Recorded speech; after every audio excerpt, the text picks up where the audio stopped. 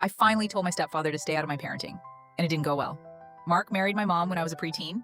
He wasn't a bad guy, just never really my parent. Over time, we settled into something polite and manageable. We didn't clash, mostly because we didn't get too involved in each other's space. It kept things easy for my mom. Now I'm 30, married, with 2 kids, Lily, who's 5, and Noah, who's 3. My husband and I are intentional about how we raise them. We figured out what works, and we stick to it.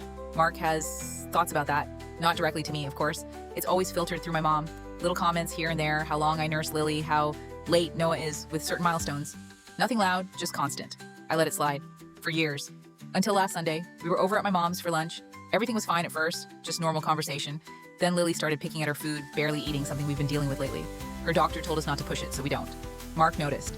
Out of nowhere, he leaned forward and said, "At this table, we don't waste food. You finish your plate." Lily froze and looked straight at me. I smiled at her and said, "Eat as much as you want. That's okay."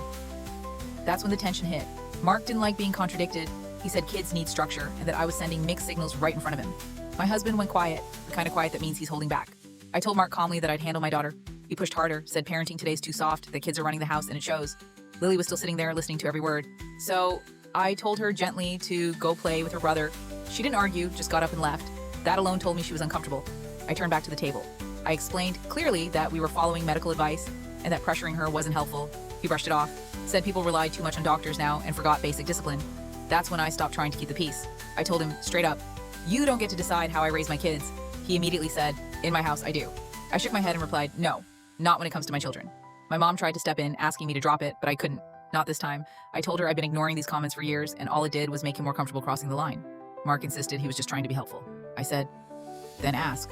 Don't correct me in front of my own child." He called me overly sensitive. That was it for me.